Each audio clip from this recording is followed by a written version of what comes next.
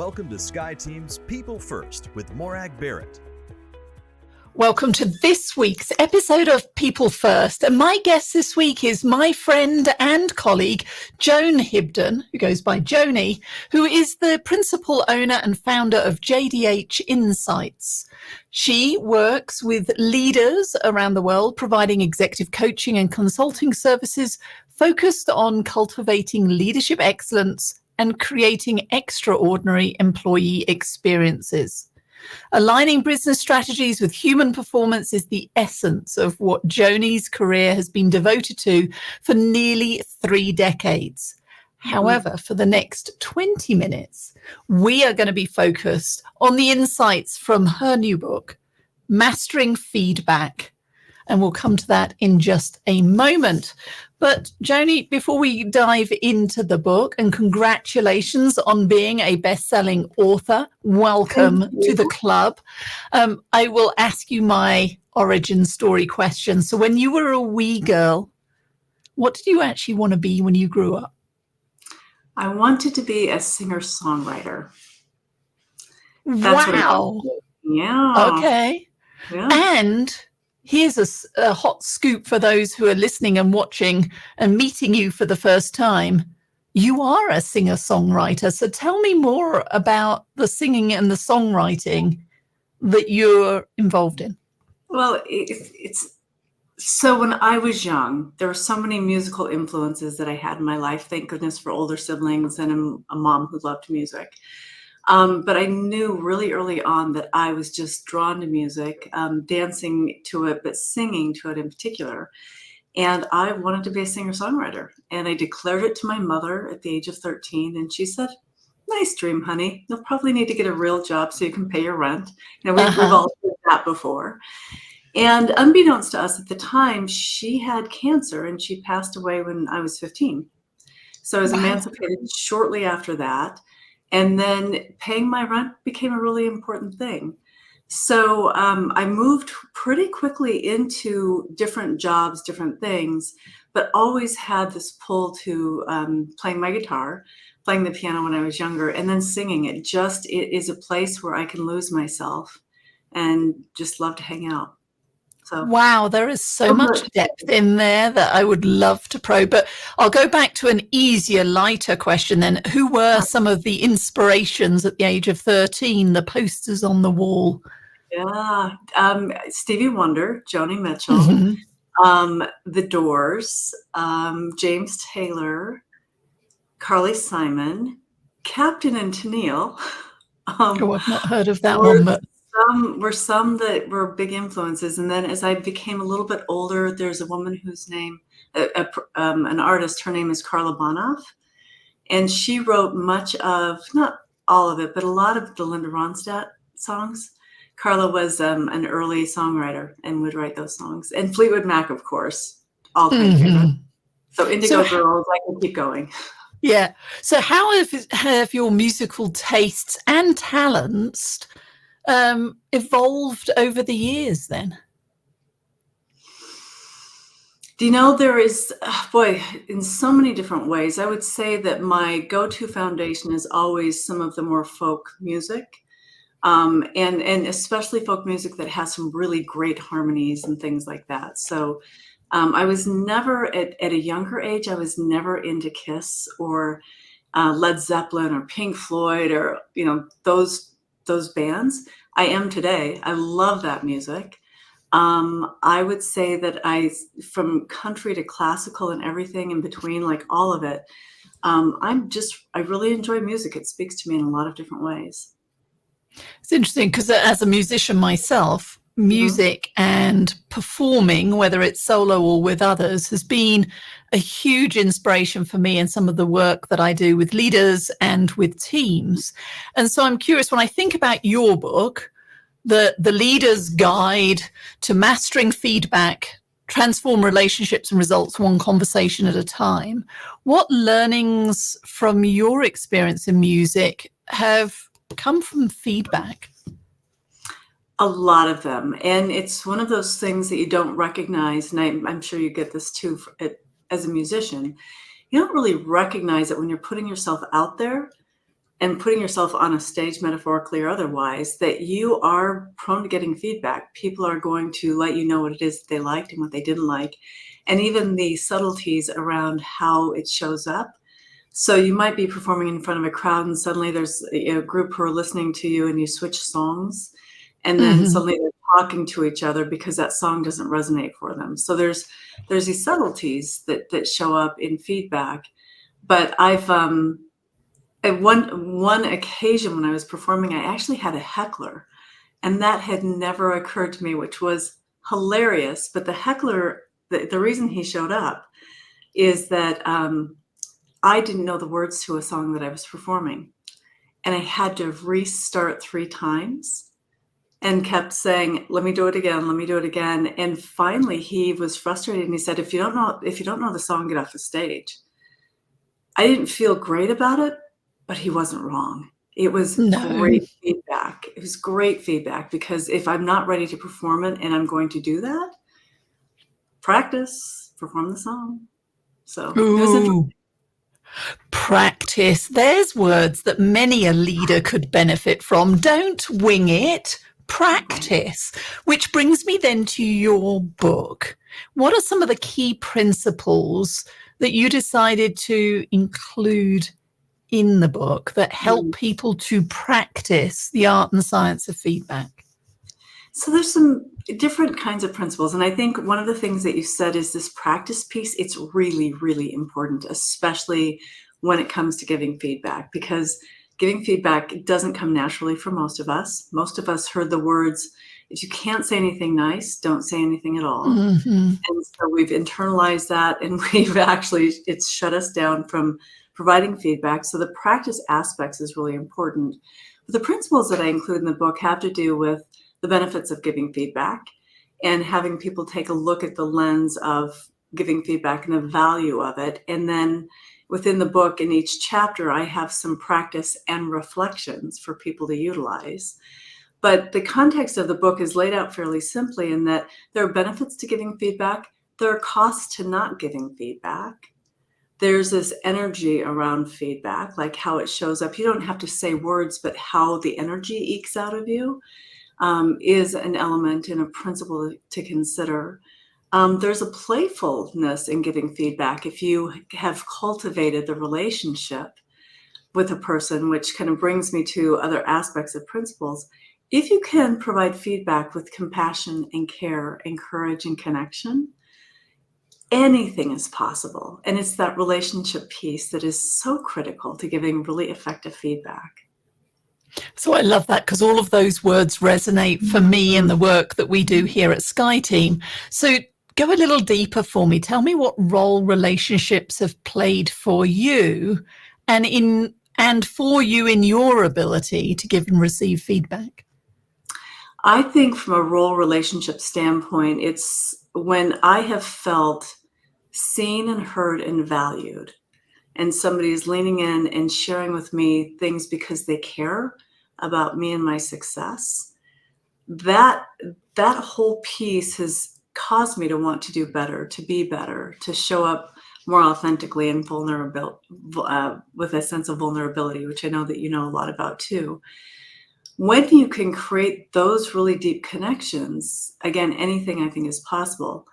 I've also had the converse of that, where I've been provided with feedback from what I felt was a place of judgment and shame, where I felt like I was really doing something wrong. And it didn't feel as though it was coming from a place of care or concern. It was just, as I do the reflection now, sometimes people don't know how to give feedback very well, and so they just get it out of their system, which then for me in these cases landed on me as though I wasn't good enough, and I felt shame and blame and judgment, and I didn't take it well, and those circumstances actually created disconnection in my life from the person or the people who gave me feedback from that space. Does that make sense?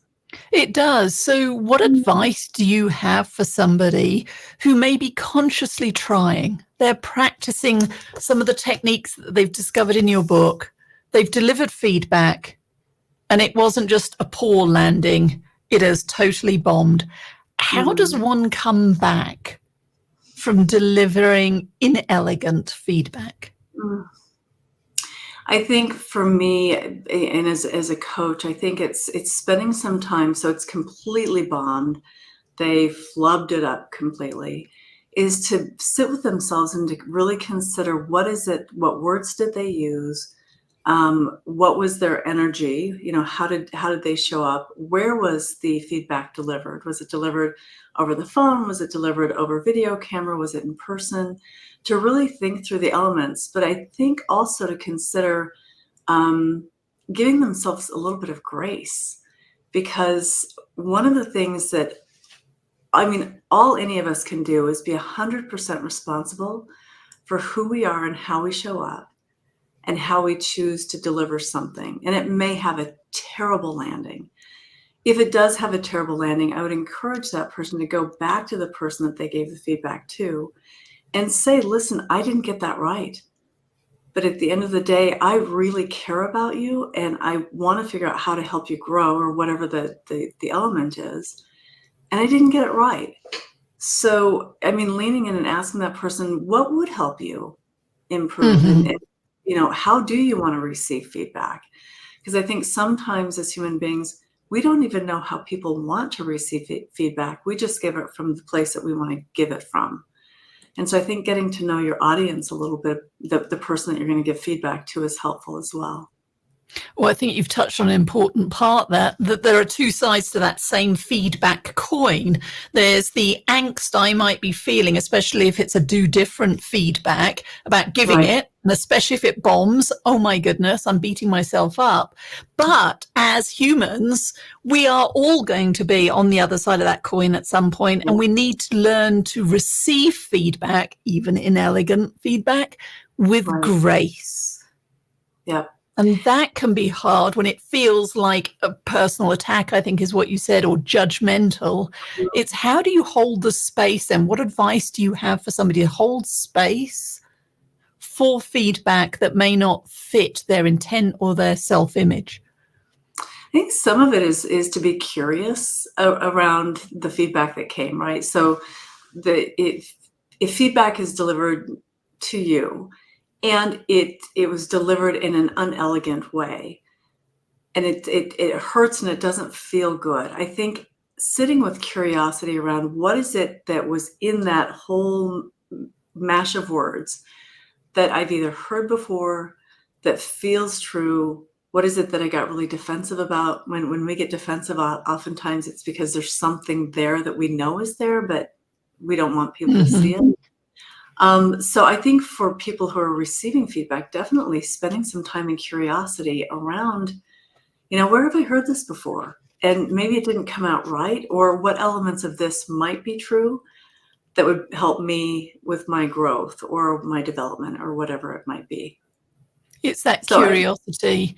And I think building on that, we fall into the trap of having to defend or feeling obliged to respond in the moment, which invariably results in defensiveness of, well, I didn't mean that, or it was a one-off, or you just don't understand me, or the situation required me to be a bit more of a jerk, or whatever it might be. Sure.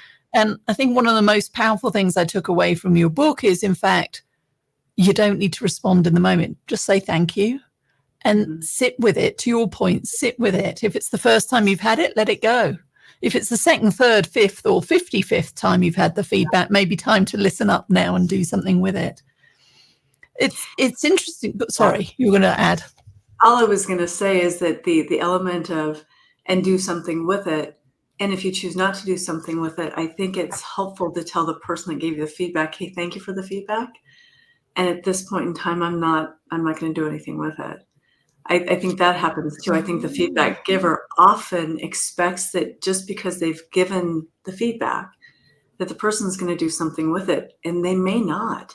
I've worked with some leaders who've gotten so frustrated, who've said, and I'm sure you have too, I've given them feedback 3 or 4 times and they've done nothing with it. And I'll ask, have you asked them if they're going to do anything with it? Well, no, I just assumed that they would. Well, ask them, what are you going to do with it? Or do you need help with any of it? Or What are you considering from that feedback? Again, the curiosity piece, I think, is just really, it's such a valuable tool. I hadn't considered that. That's an interesting perspective.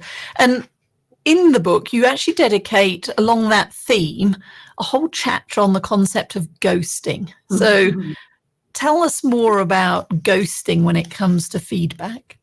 No, ghosting is just such a damaging feedback mechanism. But I became very curious about the ghosting aspect, especially during the stages, during the pandemic, when people were, quietly quitting and resigning and all of that. And, and I was working with clients who were really trying to hire talented people into their organization. And so circumstances of hiring, an offer being made, and then the person never showing up.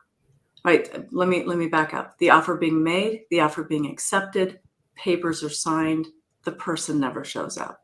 There's no call, there's no nothing. And even I've had clients reach out to those people and they hear nothing back. I've had situations where people have been the final front runner for a position.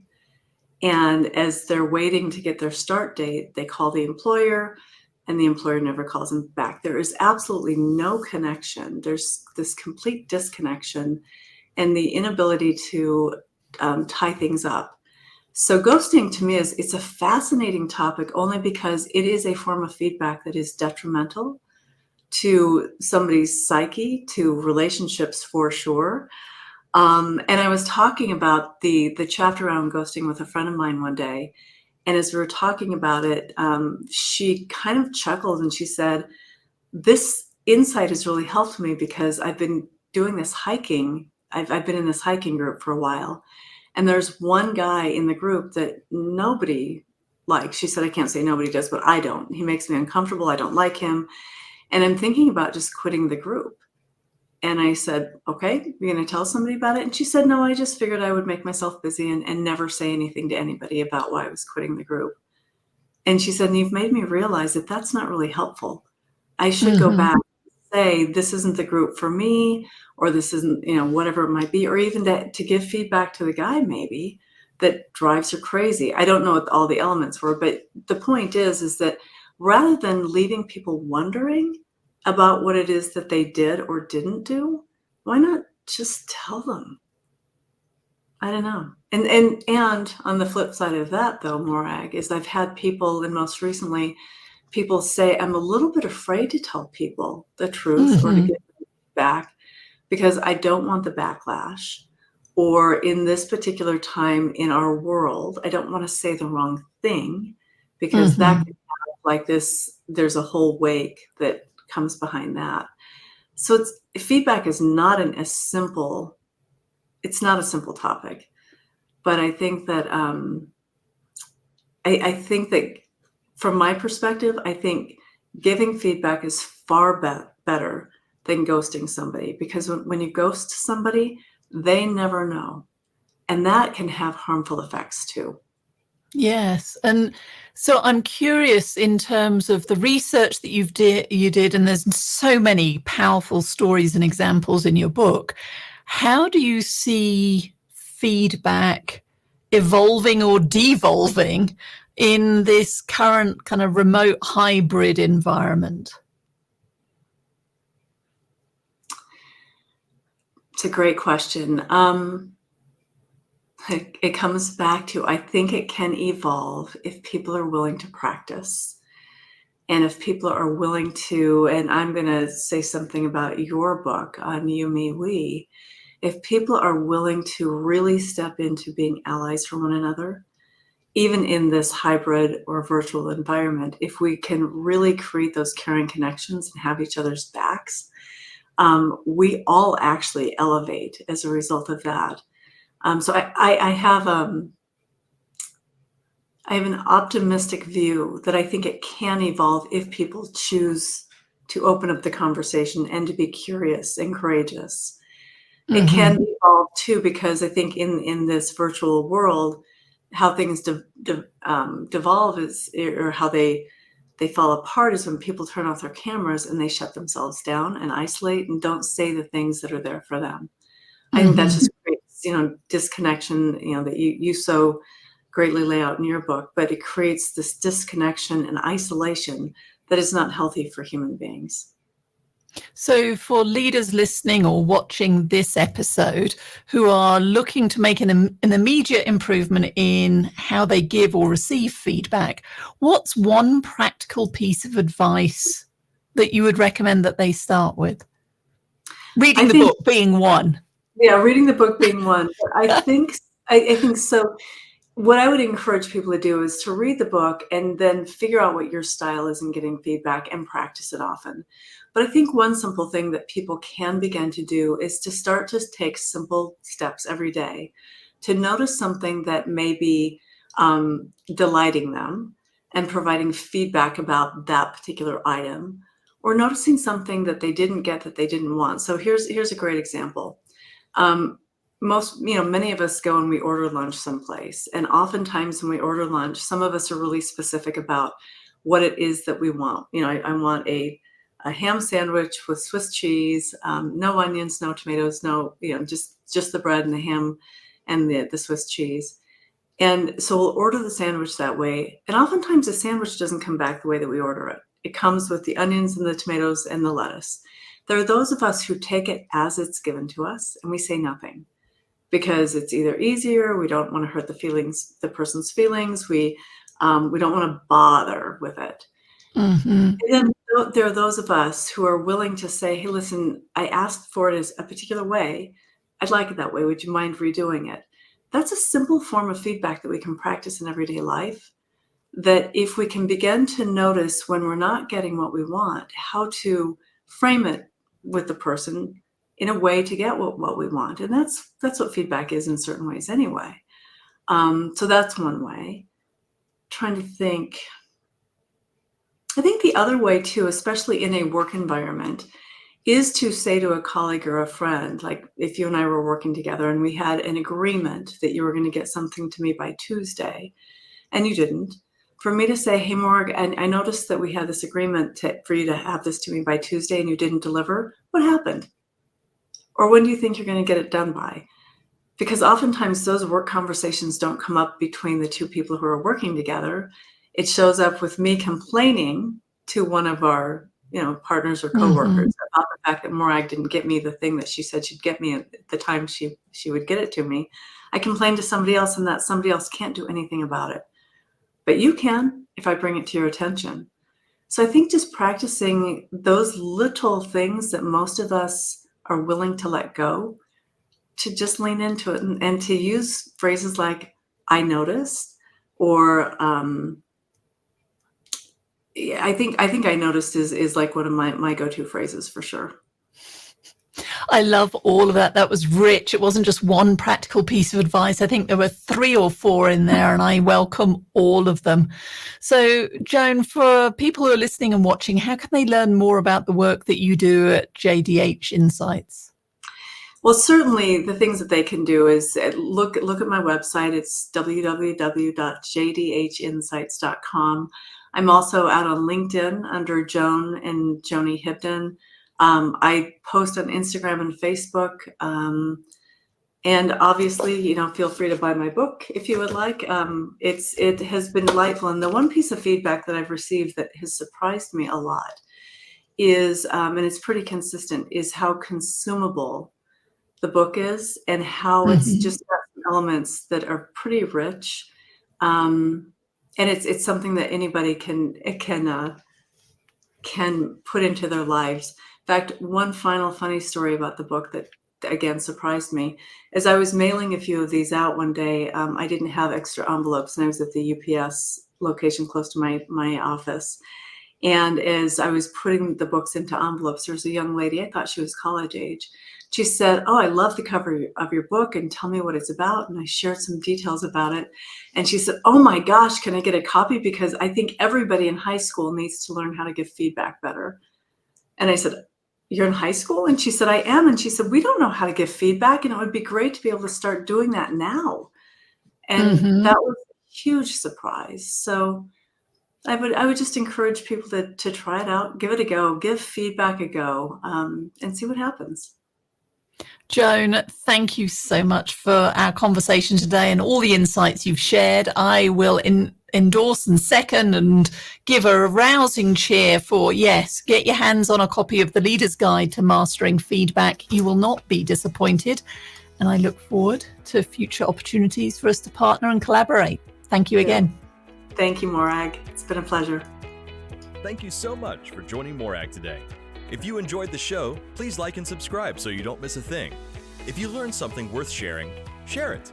Cultivate your relationships today when you don't need anything before you need something. Be sure to follow SkyeTeam and Morag on LinkedIn, Facebook, Twitter, and Instagram. And if you have any ideas about topics we should tackle, interviews we should do, or if you yourself would like to be on the show, drop us a line at info@skyeteam.com. That's SKYE team.com. Thanks again for joining us today, and remember, business is personal and relationships matter. We are your allies.